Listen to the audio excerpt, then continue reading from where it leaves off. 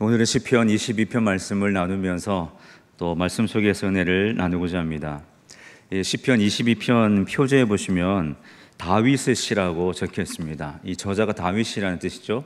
그런데 이 22편이 어떤 배경에서 기록되어 있는지는 알 수 없습니다. 사울을 쫓길 때 지었다는 견해도 있고, 또 아들 압살롬의 반란 때 그 고통 속에서 지었다는 견해도 있지만, 분명하게 밝히지 않기 때문에 어떤 배경에서 기록되었는지는 알 수 없습니다. 그러나 그 내용적 분류를 보면 전체적인 내용에서 우리는 두 가지 큰 주제를 발견할 수 있는데, 첫 번째는 이 22편이 이 다윗 자신의 그 고난에 대해서 토로하는 그런 비탄적인 성격을 가지고 있다. 그래서 이 22편을 분류할 때 첫 번째 분류는 비탄시다.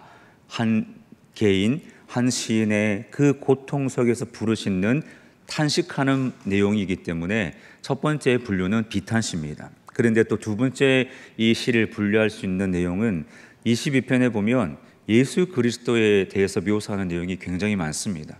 그래서 이 시편 22편을 가리켜서 메시아 예언시다, 그렇게 분류하기도 합니다. 그래서 22편 말씀을 묵상할 때에는 두 가지 포인트, 두 가지 방향성으로 묵상하는 것이 필요합니다. 첫 번째는 다윗 한 개인이 어떤 상황 속에서 하나님 앞에 부르짖고 그 고통을 어떻게 극복해 나가는가 하는 이 비탄적 성격 속에서 이 시편을 묵상할 수 있고, 두 번째 이 묵상의 방향성은 이 시편이 담고 있는 메시아의 고난이 신약 성경에서 어떻게 이루어졌는가를 함께 연결해서 살펴보면서 은혜를 나눌 수 있는 것이죠. 그래서 저는 오늘 두 가지 방향에서 이 말씀을 준비하였고 함께 나누고자 합니다. 첫 번째가 이 다윗, 저자라고 기록되어 있는 다윗 개인의 고난과 그 고난 속에서 부르짖는 간구에 대한 말씀입니다. 본문을 읽어가다 보면 전체적인 내용 속에서 이 다윗이 얼마나 큰 어려움과 고통을 겪고 있는지를 여러 곳에서 발견할 수 있습니다. 다윗이 힘들어하는 이유가 본문에 잘 기록되어 있죠. 한 세 가지 정도로 요약할 수 있는데, 첫 번째, 다윗이 고통하고 있는 탄식하고 있는 이유는 하나님께서 침묵하시기 때문입니다. 하나님께서 다윗에게 대답하지 않고 침묵하시는 것이 다윗에게는 큰 고통이었습니다. 1절 말씀에 보면 내 하나님이여 내 하나님이여 어찌 나를 버리셨나이까, 이렇게 탄식하죠. 어찌 나를 멀리하여 돕지 아니하시오며 내 신음 소리를 듣지 아니하시나이까 말씀하고 있습니다. 내 하나님이여 내 하나님이여. 예수님께서 십자가에 달리실 때에 엘리 엘리 라마 사박다니 하셨죠. 엘리 엘리, 바로 내 하나님이여 내 하나님이여 라는 구절이 그 예수님의 말씀과 같은 내용이죠. 지금 다윗은 하나님 앞에 기도하고 하나님을 의지하고 있는데도 하나님은 전혀 응답이 없습니다. 대답하시지 않죠. 나는 간절하게 탄식하며 하나님 앞에 부르짖는데 하나님은 대답하지 않습니다. 마치 버림받은 것처럼 느껴지고 있고, 또 하나님은 나를 돕지 않기로 작정하신 것처럼 느껴지는 그런 상황이 계속되고 있습니다. 2절 말씀에 보면 내 하나님이여 내가 낮에도 부르짖고 밤에도 잠잠하지 아니하오나 응답하지 아니하시나이다. 낮에도 부르짖고 밤에도 부르짖는다는 것이 무슨 뜻입니까? 종일 부르짖는다는 것이죠. 종일, 하루 종일 하나님을 찾고 하루 종일 하나님을 의지하여 기도하는데도 하나님은 어떻게 하시나요? 응답하지 않으신다라고 말씀하고 있습니다. 이 시인의 고통, 이 첫 번째 탄식 속에 있는 시인의 고통은 하나님이 전혀 듣지 않으시는 상황 속에서 느끼는 영적 고독감, 이것이 다윗의 시인의 첫 번째 고난의 이유였습니다. 우리도 그럴 때가 있지 않습니까? 나는 갈급하고 나는 지금 다급해서 하나님 앞에 달려나와 엎드려 기도하는데 하나님은 정작 응답하시지 않고 가만히 계실 때에 우리의 마음이 얼마나 힘듭니까? 이것이 다윗의 고통이었습니다. 두 번째로 다윗에게 주어진 고통은 대적들의 비방과 조롱 때문입니다. 이 다윗을 괴롭히는 대적들이 다윗을 조롱하죠. 비방합니다. 6절과 8절 말씀, 오늘 5절까지만 읽었지만 시편 22편 전체의 말씀을 함께 또 나누려고 합니다. 6절과 8절로 넘어가면 다윗이 시인이 이렇게 고백하죠. 나는 벌레요 사람이 아니다, 이렇게 말씀하고 있습니다. 얼마나 힘들면 나는 사람이 아니다라고 말하고 있습니다. 나는 벌레만도 못한다. 이 자신의 고난을, 고통을 표현하는 것이죠. 그러면서 하는 말이 나는 사람의 비방거리요 백성의 조롱거리니다 말씀하고 있습니다. 사람들이 다윗 자신을 보고 비방하고 조롱하는 것이죠. 그러면서 7절 말씀에 보면 나를 보는 자는 다 나를 비웃으며 입술을 비축거리고 머리를 흔들며 말하되 그가 여호와께 의탁하니 구원하실걸, 그가 기뻐하시니 건지실걸 하나이다. 조롱합니다. 아니, 저 사람 하나님을 의지하니까 하나님이 건져주겠지. 그렇게 하나님 앞에 기도하는데 하나님이 건져주시겠지. 한번 지켜보자. 이런 식으로 비방하고 조롱하는 것이죠. 이것이 다윗에게 고통이었다라고 그는 고백하고 있습니다. 자신의 존재를 비참하게 생각하게 만드는 요인 중에 하나가 이 주변 사람들의 회방과 조롱, 비방입니다. 사람들이 자신을 향하여 조롱하고 비웃으면 내 존재에 대해서 고통할 수밖에 없죠. 내 존재를 비참하게 여길 수밖에 없습니다. 사람들이 말로 사람을 괴롭히지 않습니까? 오늘 다윗이 그런 비방과 조롱 때문에 큰 고통 중에 있다고 고백하고 있습니다. 그리고 세 번째 다윗이 고통 중에 있었던 이유는 이 대적들이 다윗을 공격하죠. 말로써 조롱할 뿐만 아니라 공격하고 있습니다. 아주 위협을 가하면서 다윗을 공격하고 있습니다. 시편 22편에는 특별히 짐승들이 많이 나옵니다. 이 동물들이 많이 등장하는데 다윗은 자신을 벌레라고 비유한 것 외에는 모두가 대적들을 묘사하고 있습니다. 12절 말씀에 보면 많은 황소, 바산의 힘센 소들이라는 표현이 나오죠. 이 다윗을 괴롭히는 대적들을 묘사하고 있습니다. 13절 말씀에 보면 부르짖는 사자, 16절에 보면 개들, 20절에 개의 세력, 21절에 사자의 입, 들소의 뿔, 이런 표현을 사용하면서 대적들이 이와 같이 강력한 힘을 가지고 나를 괴롭히고 나에게 고통을 주고 있다라고 다윗은 토로하고 있습니다. 이와 같이 다윗은 하나님의 침묵 속에서, 이런 대적들의 비방과 조롱 속에서, 또 강력한 힘을 가진 그들의 위협 속에서 그는 고통받고 있었던 것이죠. 그러면서 하나님 앞에 탄식하고 있습니다. 하나님께서 응답하지 않으신데도 탄식하고 있습니다. 이런 상황에 우리 가운데도 있죠. 삶의 문제는 나를 위협해오고 나는 그 문제를 해결하기 위해 하나님 앞에 나아갔는데 하나님은 잠잠하시고 어떻게 해야 되나? 어떻게 이 상황을 극복해야 하나? 그런 고민을, 그런 동일한 고민을 우리가 가질 때도 있습니다. 자, 어떻게 해야 할까요? 다윗은 오늘 본문 속에서 그 고난을 어떻게 극복해야 하는지에 대해서 우리에게 말씀을 해주고 있습니다. 다윗이 얼마나 힘들었는지를 살펴볼 수 있는 표현이 14절, 15절 말씀입니다. 14절 말씀에 보면 나는 물같이 쏟아졌으며 내 모든 뼈는 어그러졌으며 내 마음은 밀랍 같아서 내 속에서 녹았다. 여러분, 마음이 다 녹아내렸습니다. 얼마나 힘들었겠습니까? 여러분, 너무 힘들면 마음이 다 녹아내리지 않습니까? 마음이 다 주저앉고 저 밑바닥으로 가라앉고 힘들어지는 것이죠. 15절 말씀에 보면 내 힘도 말라버렸고 내 혀가 입천장에 붙었다. 그렇게 고통스러운 상황을 지금 다윗이 맞고 있는데 이 상황을 어떻게 극복해야 할까요? 다윗은 첫 번째로 하나님을 향한 소망의 끈을 놓지 말라라고 교훈하고 있습니다. 이 고통과 고난의 상황 속에서 어떻게 극복할 것인가? 첫 번째, 하나님을 향한 소망의 끈을 놓지 마십시오 라고 권면하고 있습니다. 시인은 하나님으로부터 버림받은 것처럼 느끼고 있죠. 그런데 놀라운 사실은 그럼에도 불구하고 그가 여전히 하나님께 부르짖는다는 사실입니다. 1절, 2절에서 동일하게 반복되는, 3번 반복되는 표현이 내 하나님이여 라는 표현입니다. 내 하나님이여, 내 하나님이여, 내 하나님이여, 간절하게 하나님 앞에 부르짖고 있습니다. 하나님을 내 하나님으로, 나의 하나님으로 부르짖는다는 것은 아직도 하나님을 향한 신뢰를 놓지 않았다, 그런 뜻입니다. 내 하나님이여라고 부르지 않죠. 하나님을 향한 신뢰를 접은 사람은 하나님을 내 하나님으로 부르지 않습니다. 그렇지만 다윗은 지금 본문 속에서 하나님을 내 하나님이라고 계속해서 부르짖고 있습니다. 하나님을 향한 나의 믿음, 나의 신뢰를 내가 놓지 않았습니다 하는 그 고백을 하는 것이죠. 다시 말하면 이 극한 상황 속에서도, 이 위기 속에서도 하나님만이 유일한 나의 도움이십니다, 이 고백을 내 하나님이여라는 부르짖음 속에 담아서 잡고 있는 것이죠.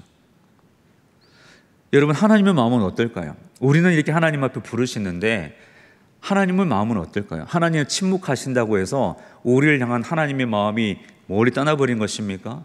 정말 다윗이 탄식하는 것처럼 하나님은 멀리 있어 우리를 돕지 않으시는 그런 분이십니까? 우리의 신음소리에 귀를 닫고 계시는 그런 분이십니까? 그렇지 않습니다. 다윗이 내 하나님이라고 부르실 때에 그 전에 이미 하나님은 다윗을 아시고 그의 상황을 지켜보고 계셨습니다. 제가 가끔씩 묵상하는 오래된 그 CCM 곡이 있습니다. 거의 2000년도쯤에 발표된 곡인데 그 박정호라는 장로님, 이 CCM 가수가 부른 노래인데 노래 제목이 그래도라는 복음송입니다. 그래도라는 곡인데 여러분 나중에 한번 시간 내시면 들어보시기 바랍니다. 가사가 이렇습니다. 네가 나를 떠나가도 그래도 나는 너를 떠나지 않으며 네가 나를 버려도 그래도 나는 너를 버리지 않는다. 네가 나를 사랑하지 않아도 그래도 나는 너를 사랑하며 네가 지은 죄 많으나 그래도 나는 너를 용서하리라. 네가 천하고 미련하나 그래도 나는 너를 받으리라. 이 하나님의 마음 아니겠습니까? 우리는 부족하고 연약하고 탄식할 수밖에 없고 그렇게 연약한 존재이지만 때로는 하나님을 향하여 또는 이 성격을, 또 욱한 성격을 바라기도 하지만 하나님은 그래도의 하나님이죠. 우리의 모든 상황 속에서 우리의 연약함이 있습니다. 그래도 하나님은 우리를 놓치지 않고 붙들어 주시는 것이죠. 이 하나님의 마음을 알기 때문에 다윗이 내 하나님이라고 부르짖는 것 아니겠습니까? 비록 하나님께 버림받는 것 같은 상황에 처할지라도 하나님께 대한 소망의 끈을 우리는 놓지 않아야 합니다. 하나님은 죽이기도 하시고 살리기도 하시며 우리를 음부에 내리기도 하시고 다시 건져 올리기도 하시는 전능하신 분이십니다. 그래서 시편 42편 5절 말씀은 이렇게 기록하고 있습니다. 내 영혼아 네가 어찌하여 낙심하며 어찌하여 내 속에서 불안해하는가. 너는 하나님께 소망을 두라. 그가 나타나 도우심으로 말미암아 내가 여전히 찬송하리로다. 하나님께 소망을 두는 것이 중요합니다. 바울도 그랬습니다. 사도 바울도, 그 위대한 사도 바울도 이런 동일한 맥락에서 드린 고백이 있습니다. 그는 복음을 전하다가 큰 고난을 겪었습니다. 그가 이렇게 고백하죠. 심한 고생을 받아 살 소망까지 끊어지고 마음에 사형 선고를 받은 줄 알았다. 바울이 고백합니다.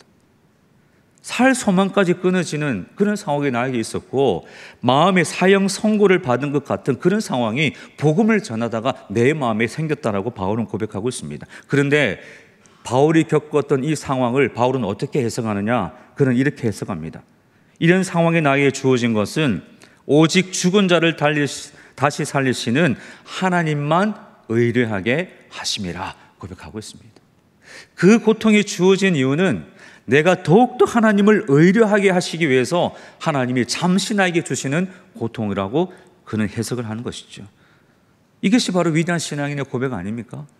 무슨 어려움을 만나든지 하나님께 소망을 두고 믿음으로 나아가시기를 예수님의 이름으로 축복합니다. 두 번째로 다윗이 어떻게 이 고난과 고통을 극복합니까? 두 번째 교훈은 하나님과의 관계를 생각하라 권면하고 있습니다. 고통과 고난이 있을 때에 하나님과의 관계를 깊이 생각하라 말씀합니다.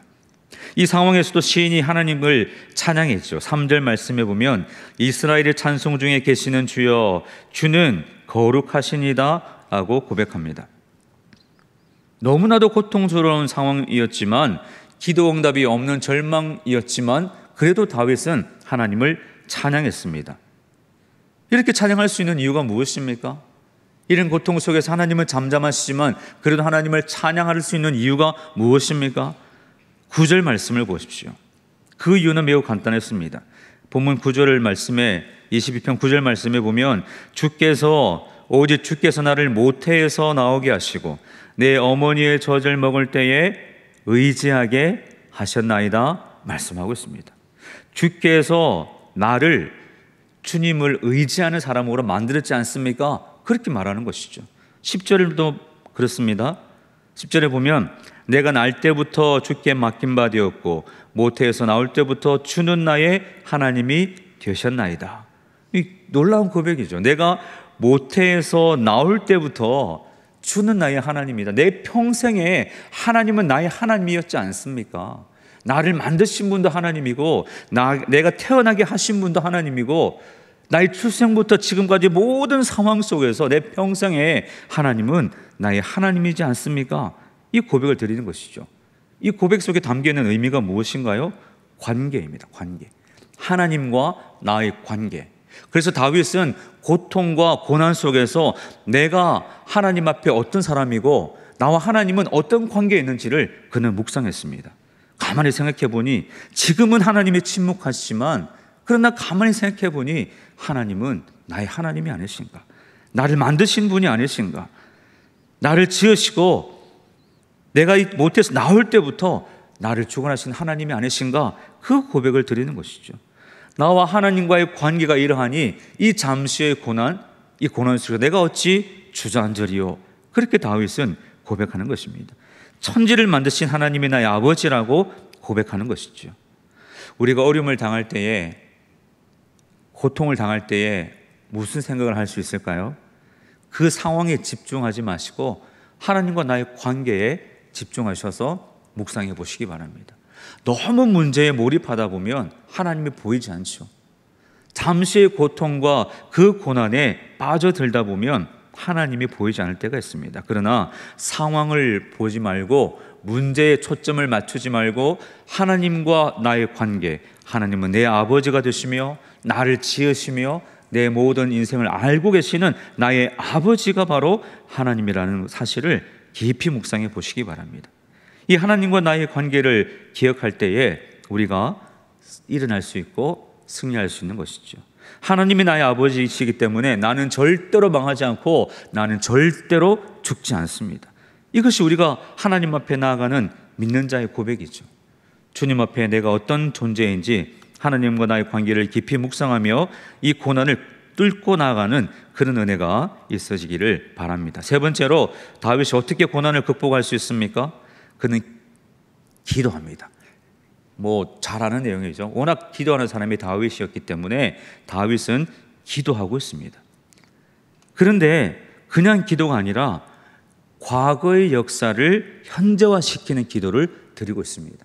과거의 역사를 자신의 상황 가운데 현재화시키는 기도를 다윗은 드리고 있는 것이죠.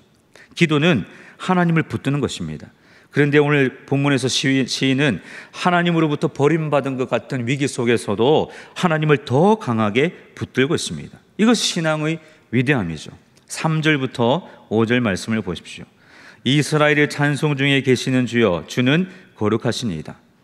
우리 조상들이 주께 의뢰하고 의뢰하였으므로 그들을 건지셨나이다. 무슨 고백입니까? 하나님은 우리 조상들에게 구원자였지 않습니까? 우리 조상들이 하나님 앞에 부르짖어 기도할 때 하나님 그들에게 응답하지 않았습니까? 그 말씀을 하고 있습니다. 5절에 보시면 그들이 부르짖어 주께 구원을 얻고 주께 의뢰하여 수치를 당하지 아니하였나이다 말씀하고 있습니다.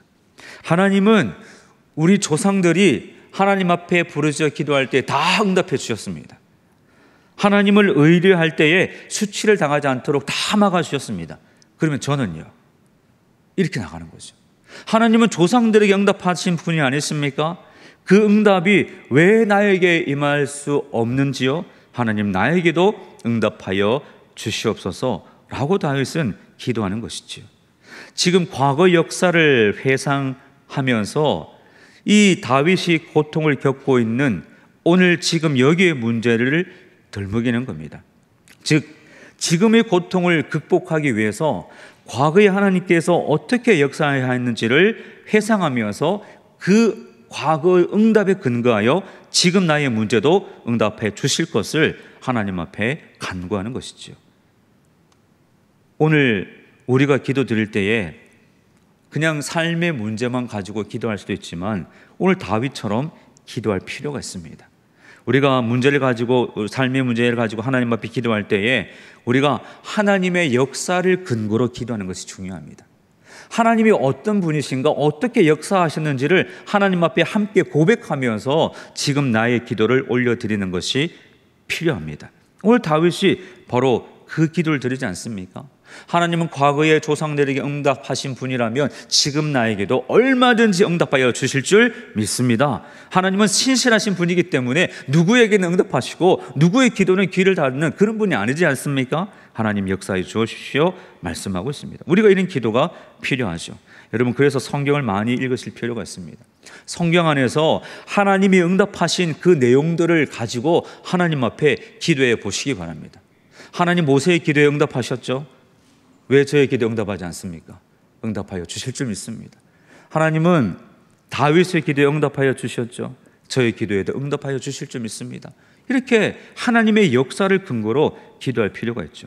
또한 기도할 때에 내 자신이 과거에 응답받은 경험이 있다면 그것을 근거로 기도하는 것도 중요합니다.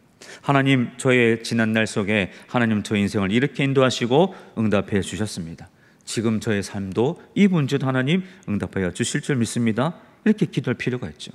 또는 다른 지체들의 기도 응답을 근거로 기도할 필요도 있습니다. 하나님, 우리 교회 누구누구 집사님, 권사님에게 이런 응답을 주시지 않았습니까? 하나님, 그 하나님은 나의 하나님이신 줄 믿습니다. 나의 문제도 나에게도 응답하여 주실 줄 믿습니다. 이렇게 기도할 때에 그 기도가 하나님 앞에 올려지는 것이죠. 저와 여러분이 바로 이런 기도로 하나님 앞에 나아갈 수 있기를 바랍니다. 다윗이 하나님 앞에 기도함으로 그 고난 속에서 뛰어넘고자 하는 열심을 품었던 것처럼 저와 여러분의 삶 또한 하나님 앞에 기도함으로, 특별히 과거의 역사를 현저화시키는 그런 기도를 하나님 앞에 올려드림으로 저와 여러분의 삶도 주님 앞에 온전해지기를 축복합니다. 이런 기도가 중요합니다. 그래서 우리는 고난 속에서 하나님과의 관계를 생각하고 또한 기도를 드리고 하나님을 향한 소망의 끈을 놓지 않으므로 우리에게 주어진 고난도 뛰어넘을 수 있는 은혜가 우리 가운데 있음을 기억하여 다윗처럼 하나님 앞에 나아가는 그런 믿음의 역사가 우리 가운데 임할 수 있기를 축복합니다. 두 번째 묵상의 내용은 메시아 예언시로서의 본문입니다. 이 본문은 메시아 예언시라는 성격을 가지고 있습니다. 시편에 보면 총 7편의 메시아 예언시가 있는데 그 중에서도 오늘 본문이 가장 대표적인 메시아 예언시입니다. 메시아 예언시라는 것은 그 말씀 안에서 예수 그리스도의 고난과 영광을 노래하고 있기 때문에 우리가 그렇게 이름을 지어 부르고 있습니다. 오늘 22편 전체 말씀을 놓고 보면 왜 메시아 예언시가 되느냐? 다윗의 삶의 정황과 긴밀한 연관을 지니지만 다윗의 삶에서 구체적으로 찾아볼 수 없는 표현들이나 상황들이 묘사되고 있습니다. 또한 장차 메시아께서 이 땅에 오셔서 당하실 고난에 대해서 오늘 시편 22편은 묘사하고 있죠. 그리고 이 다윗의 고백이 예수님께서 말씀하신, 예수님께서 내뱉으신 그런 고백과 말씀들과 너무나 일치하기 때문에, 너무나 같기 때문에 이 22편을 메시아 예언시라고 고백하는 것입니다. 지금 다윗은 예수님께서 오셨을 때와 시간적 간격으로 약 1000년 정도 시간적 차이를 둔 사람입니다. 그런데 약 1000년 전에 다윗이 자신이 겪었던 개인적 고난 속에서 하나님 앞에 드렸던 고백과 그 시가 메시아 예수님 안에서 그대로 이루어지는 것을 보게 되는 것이죠. 그래서 22편 말씀을 묵상하면서 예수님을 생각해 보면 어떻게 예수님 안에서 1000년 전에 다윗의 고백이 어떻게 예수님 안에서 다 이루어지는가를 보며 우리는 깜짝 놀랄 수밖에 없습니다. 몇 가지 구절을 살펴보면 1절 말씀에 보면 내 하나님이여 내 하나님이여 어찌 나를 버리셨나이까. 여러분 이 고백 잘 아시죠? 예수님께서 십자가에 달리실 때에 엘리 엘리 라마 사박다니 나의 하나님 어찌하여 나를 버리셨나이까. 동일한 고백 아닙니까? 7절 말씀을 보십시오. 아까도 묵상했지만 사람들이 다윗을 비웃었죠. 그가 여호와께 의탁하니 구원하실 걸, 기뻐하니 하시니 건지실 걸. 이것이 예수님을 향한 사람들의 조롱 아닙니까? 마태복음 27장 39절 말씀에 더 보면은 지나가는 사람들이 예수님을 보면서 머리를 흔들며 조롱합니다. 성전을 헐고 사흘 만에 짓는다고 하는 자여, 네가 만일 하나님의 아들이거든 자기를 구원하고 십자가에서 내려오라 조롱했습니다. 대제사장과 서기관 장로들도 함께 조롱하고 희롱하며 그가 남은 구원하였으되 자기는 구원할 수 없다라고 조롱했지 않습니까? 그리고 조롱하기를 그의 말이 나는 하나님의 아들이라 하였으니 한번 십자가에서 구원받나 보자 이렇게 말하면서 예수님을 조롱했죠. 다윗을 향한 사람들의 조롱이 예수님을 향한 조롱과 너무나 일치하는 것을 볼 수 있습니다. 17절 18절 본문 17절 18절 말씀에 보면 내가 내 모든 뼈를 셀 수 있나이다. 그들이 나를 주목하고 내 겉옷을 나누며 속옷을 제비 뽑나이다. 여러분 예수님 안에서 다 이루어지지 않습니까? 요한복음 19장 말씀에 보면 군인들이 서로 말하되 이 옷을 찢지 말고 누가 얻나 제비 뽑자라고 군인들이 그렇게 얘기했습니다. 그러면서 요한복음 19장 24절 말씀에 보면 성경에 그들이 내 옷을 나누고 내 옷을 제비 뽑나이다 한 것을 응하게 하려 함이라. 오늘 본문 말씀을 바로 그대로 적용한 것이죠. 그래서 22편 말씀은 예수 그리스도 천년 후에 오실 메시아가 당하실 고난에 대해서 말씀하는 것이 시편 22편입니다. 놀랍지 않습니까? 천년 전의 고백, 한 사람의 개인적인 고통을 속에 드린 고백이 천년 이후에 예수 그리스도 메시아 안에서 다 이루어지고 있다는 것, 놀라운 것이죠. 베드로가 근데 이것을 이렇게 증언하고 있습니다. 구약의 예언과 예수님 안에서의 성취에 대해서 베드로가 고백을 하고 있습니다. 설명을 하고 있죠. 베드로전서 1장 8절부터 11절 말씀에 보면 베드로가 사람들에게 이렇게 말합니다. 너희가 보지 못하였는데 어찌 예수를 믿을 수 있느냐? 너희가 보지 예수를 만나지 못하였는데 어찌 너희들이 예수를 믿고 있느냐? 이것이 놀라운 일 아니냐? 베드로가 말합니다. 왜냐하면 너희가 보지 못하였음에도 예수를 믿는다는 것은 너희들이 구원받았기 때문이라고 베드로는 설명합니다. 그러면서 그 구원이 누구를 통해 이루어졌느냐? 예수님을 통해 이루어졌다라고 말하면서 설명하기를 그 예수는 구약시대 예언자들이 이미 예언한 메시아이고 그리고 그 구약시대 예언자들을 통하여 예언된 그 메시아가 바로 예수 그리스도 안에서 성취되었다는 사실을 베드로가 설명을 하고 있습니다. 그런데 그 모든 과정 속에 누가 계셨느냐? 성령이 계시다라고 베드로는 설명하고 있습니다. 베드로전서 8장 11절 말씀에 보면 자기 속에 계신 그리스도의 영 성령이 그 받으실 고난과 후에 받으실 영광을 미리 증언하여 말씀하고 미리 증언하여 예수님의 고난과 영광을 미리 증언했다. 미리 증언한 것이 내용이 어디에 기록됐습니까? 구약 성경에 기록되어 있죠.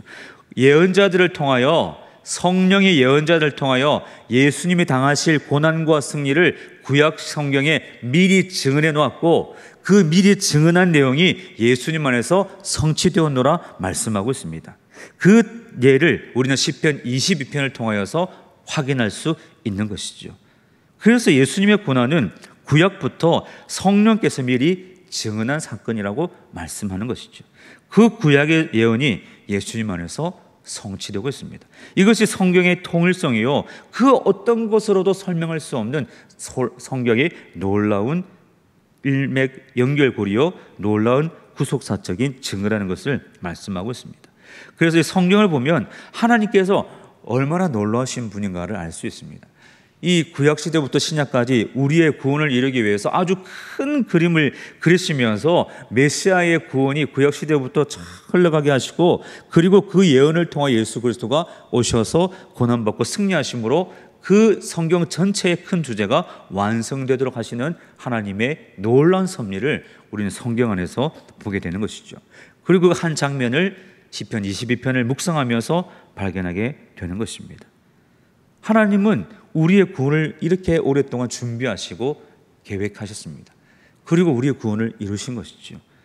그러면서 우리가 생각할 수 있는 것이 와, 우리의 구원이라는 것이 이렇게 놀라운 일인가?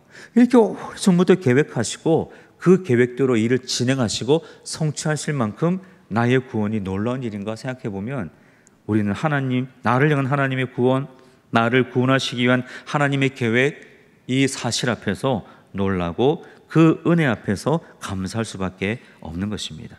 이것이 바로 하나님께서 나를 향하신 놀라운 은혜요 복이라는 것을 우리는 묵상하게 되는 것이죠. 오늘 본문은 다윗 한 사람의 개인의 고백이면서 메시아에 대해서 예언하고 있는 아주 중요한 시편입니다. 다윗이 어떻게 위기를 극복하고 고난을 극복하는지를 다시 한번 묵상하면서 우리 삶에 적용하시고, 또한 하나님께서 우리의 구원을 완성하기 위해 언제부터 계획하시고 준비하셨는가를 묵상하면서 그 하나님의 놀라운 섭리와 계획 속에 감사하셔서 우리 모두가 하나님 앞에 믿음으로 승리하시고, 그 하나님의 놀라운 섭리가 오늘도 내일도 나에게 있을 줄 믿고 주님 바라보는 믿음으로 날마다 승리하며 살아가시는 저와 여러분의 모든 삶이 되시기를 예수님의 이름으로 간절히 축원드립니다.